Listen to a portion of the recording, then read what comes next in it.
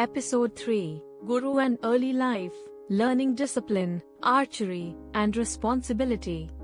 The cries of newborns had long since faded into the sounds of laughter and footsteps echoing across Ayodhya's palaces. Rama and his brothers, Bharata, Lakshmana, and Shatrughna, had grown beyond infancy, their childhood marked not by indulgence but by preparation. For in Ayodhya, the sons of Dashratha were not merely princes destined for luxury. They were heirs to responsibility, guardians of a kingdom, and symbols of hope for generations to come. Even as children, the four brothers were inseparable. Bharata's calm wisdom balanced Lakshmana's fiery spirit. Shatrughna's loyalty kept harmony among them. And Rama, the eldest, carried himself with a grace that even the sages admired. His presence was like the stillness of a river at dawn, calm, yet hiding depths of power.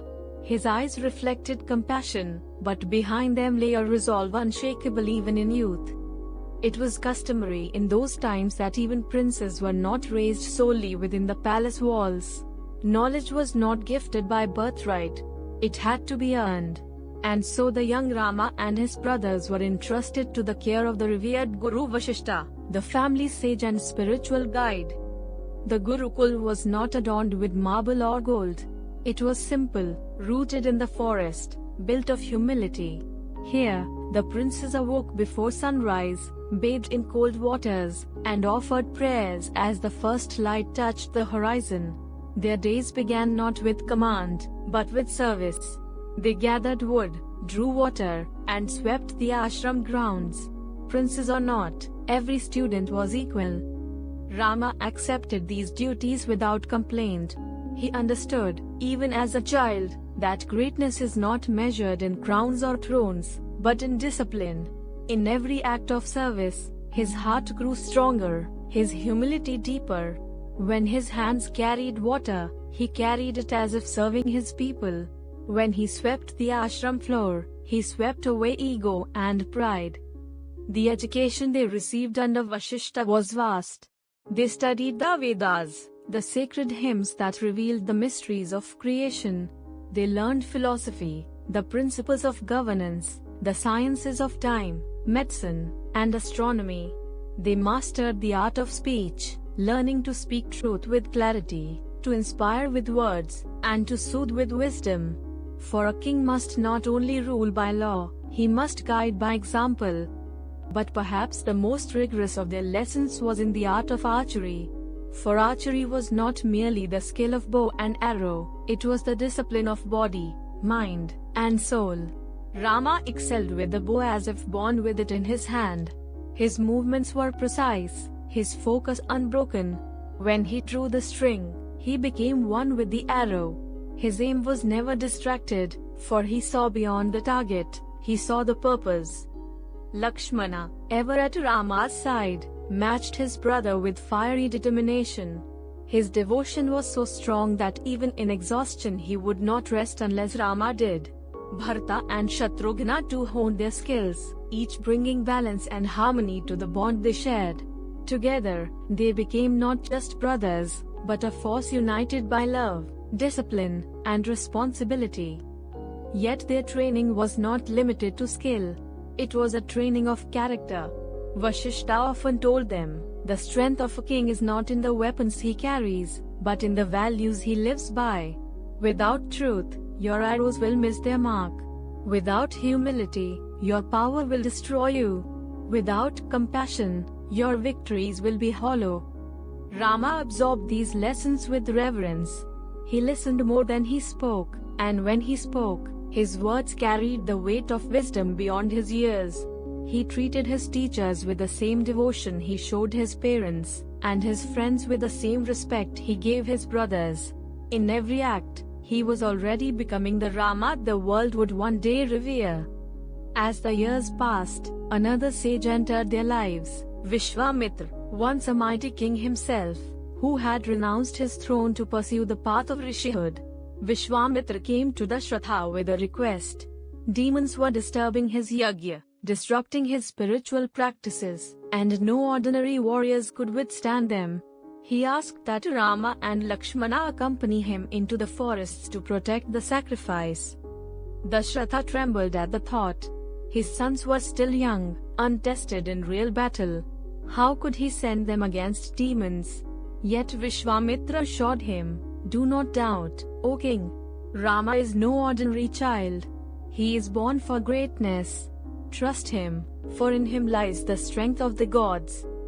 And so Rama and Lakshmana set out with the sage, their bows in hand, their spirits firm. This journey marked the first step into the wider world, where discipline would be tested by danger. As they walked beside Vishwamitra, he taught them the mantras and astras, celestial weapons bound by divine knowledge. Each mantra, when mastered, could summon the power of the elements: fire, wind, water, lightning. Vishwamitra saw in Rama the perfect vessel for these powers. For Rama did not learn with arrogance. He received each teaching with humility, vowing never to misuse them. The test soon came. The demoness Tataka, fierce and monstrous, terrorized the forests. Her roars shook the trees, her presence struck fear into the hearts of villagers. Vishwamitra pointed to Rama, "This is your trial. Destroy her and free the land from fear." Rama hesitated for a moment, not from fear, but from compassion. She is a woman, he thought. Even if she is a demon, is it right to slay her? Vishwamitra's words cut through his doubt. Dharma does not look at form. To protect the innocent is your duty. Mercy toward the wicked is cruelty toward the weak. Hearing this, Rama steadied his heart. He drew his bow, arrows blazing like fire. With precision and calm, he struck the Taka down. Her terror ended, the forests freed. This was his first victory, not only over a demon, but over doubt within himself. He learned that dharma sometimes demands hard choices, that true compassion means protecting the many even at the cost of the few.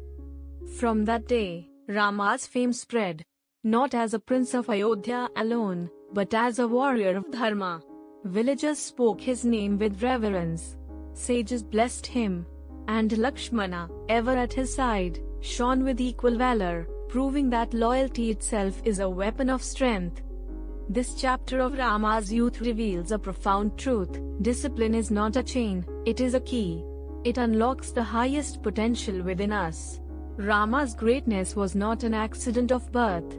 It was forged in the fires of discipline, humility, and responsibility. In our own lives, we too face demons. Some are visible, temptations, addictions, distractions. Others are hidden, fear, anger, pride, doubt. Like Rama, we must learn to face them, not with hesitation, but with clarity of purpose. Discipline is our bow, faith is our arrow, and responsibility is our aim. The Gurukul of Vashishta may be far from us in time, but its lessons are eternal. Rise early, serve with humility, speak truth, train your mind and body, respect your teachers, protect the weak. These are not ancient customs, they are the foundations of leadership, the pillars of strength. Every time you resist temptation, you are like Rama refusing arrogance. Every time you act with discipline, you are like Lakshmana standing steadfast. Every time you serve without pride, you are like Bharata bowing to dharma. Every time you protect another, you are like Shatrughna preserving harmony. This is the essence of Rama's early life. The path to greatness is not paved with ease.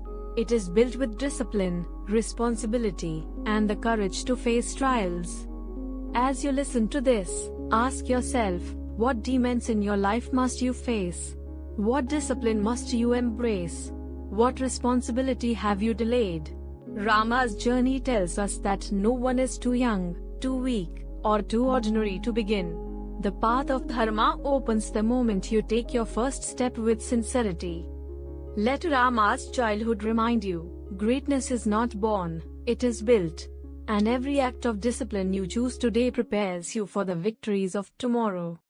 If this story awakened something within you, if it reminded you of the strength that discipline and responsibility can create, Support this journey of Dharma with a symbolic donation of $11. And for the complete 15-episode uncut motivational Dharma Vault, encompassing the journey from start to finish, claim it through the link in the description.